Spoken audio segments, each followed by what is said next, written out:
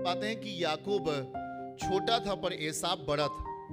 अधिकार एसाव के पास था, पर जिसके पास अधिकार था उसके जीवन में कुछ अच्छा चीजें परमेश्वर की ओर से नहीं था। ध्यान से, कुछ अच्छी चीजें परमेश्वर की ओर से नहीं था। वो अक्सर अपना पूरा टाइम जंगलों में व्यतीत करता था, और जो छोटा भाई याकूब है वो अपना ज्यादा समय तंबुओं में व्यतीत करता था। कहां पर? अब तंबुओं में व्यतीत करने का मतलब यह हुआ कि वो भक्ति में दशा में बलवान हो रहा था। वो अपने टाइम को भक्ति में कर रहा था, वो अपने टाइम को व्यर्थ नहीं जाने दे रहा था छोटा। पर एक दिन याकूब कुछ दाल पका रहा था और अचानक उधर से एसाव खेलते कूदते हुए और शिकार करते हुए वापस आता है और देखता है उसको भूख लगी हुई है। और बाइबल कहती है वहां पर कि एसाव ने कहा, मुझे जल्दी से इस दाल का हिस्सा दे, इसमें से खाने को मुझे दे। सुनना जरा, मुझे भूख लगी है करके ऐसा कहता है। तब याकूब ने क्या कहा?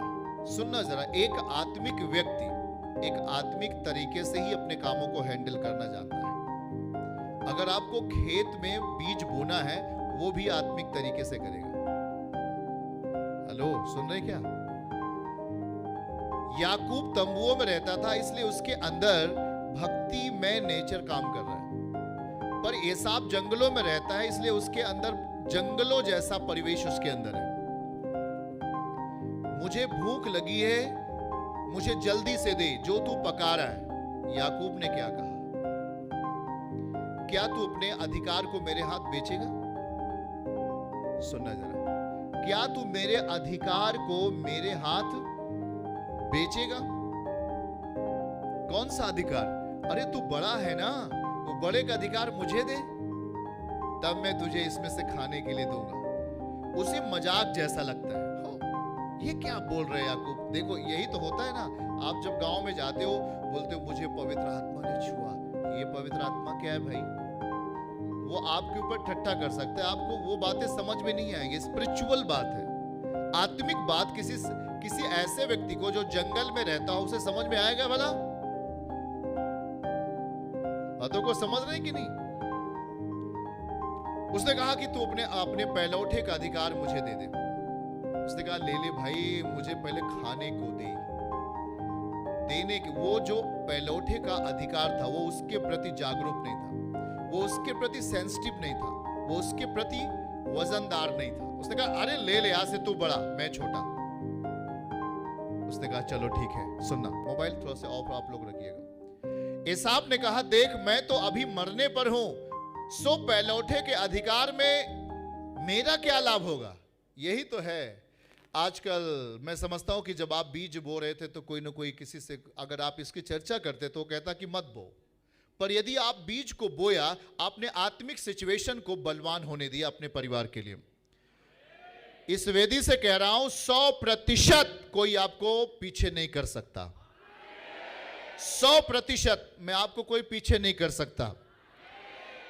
एसाव जंगलों में रहने वाला व्यक्ति, जंगल में रहने वाला व्यक्ति आत्मिक बातों को समझ नहीं पाता है। जो लगातार मीटिंग अटेंड कर रहा है, जो लगातार परमेश्वर के साथ समय व्यतीत कर रहा है, उसकी भाषा आत्मिक क्षेत्र में परिणाम स्वरूप होगी। पर जो जंगलों में रहता है और विभिन्न तरीकों में घूम रहा है, उसका रिजल्ट आत्मिक क्षेत्र में नहीं मिलेगा, और वो अपने आप को स्टैब्लिश नहीं कर पाएगा, अपने आप को खड़ा नहीं कर पाएगा, अपने आप को मजबूत नहीं कर पाएगा, और वो पूरी तरीके से झनझनाता हुआ रहेगा।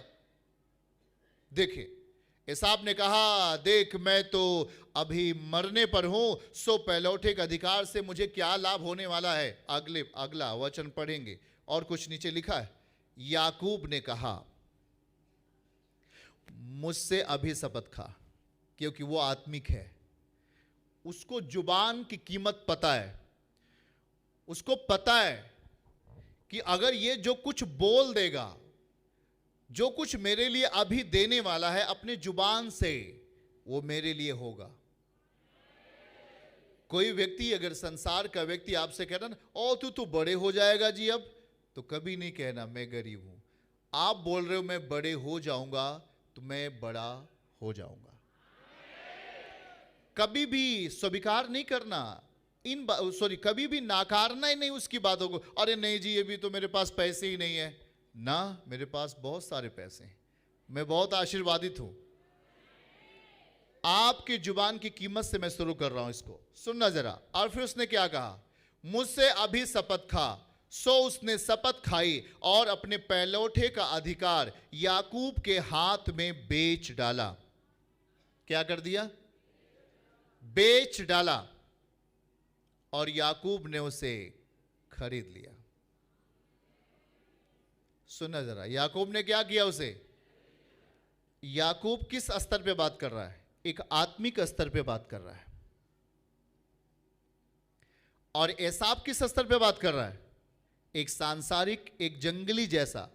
जंगल, और जंगल का दर्शन क्या है? वो एक संसार है, उस स्तर पे बात कर रहा है।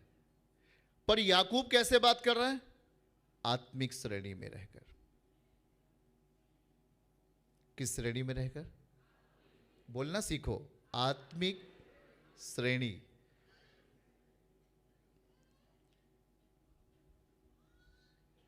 और फिर क्या हुआ?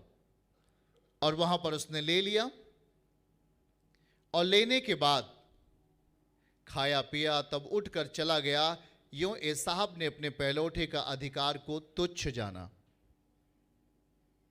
तुच्छ जाना।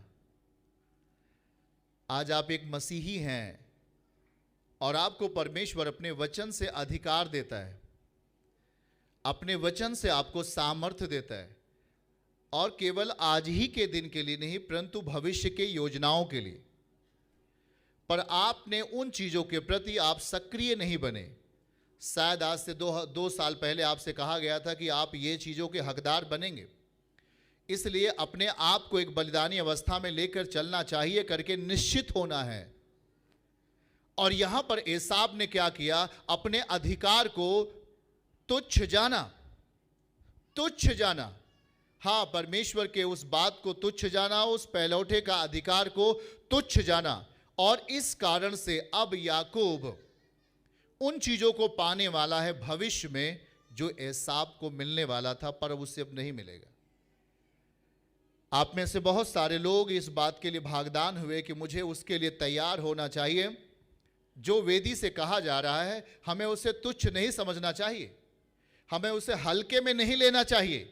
अगर जो प्रभु बोल रहे हैं वो एक परिणाम है, वो एक खजाना है, वो एक आशीषों की शुरुआत है, पर हमने उसे तुच्छ समझ लिया। तुच्छ समझने के कारण जो चीजें भविष्य में हमें मिलनी चाहिए वो हमारे लिए रोक दी जाती हैं। पर अगला आदमी जो आपके साथ आता था, उसने उस बात को बड़े ही सेंसिटिव तरीके से, बहुत ही गंभीरतापूर्वक उन चीजों को समझा, क्योंकि वो जानता था कि जिस तरीके से, याद रखो कि एसाव ने उस चीज को तुच्छ जाना जो उसे मिला था, और उसे भविष्य में एक बड़े राज सत्ता का अधिकार, एक बड़े राज सत्ता का अधिकारी बनाने वाला था। पर उसने अपने अधिकार को तुच्छ जाना, और इसलिए वो अधिकार अब किसके पास आ गया? छोटे वाले के पास। अब छोटा क्या बन गया?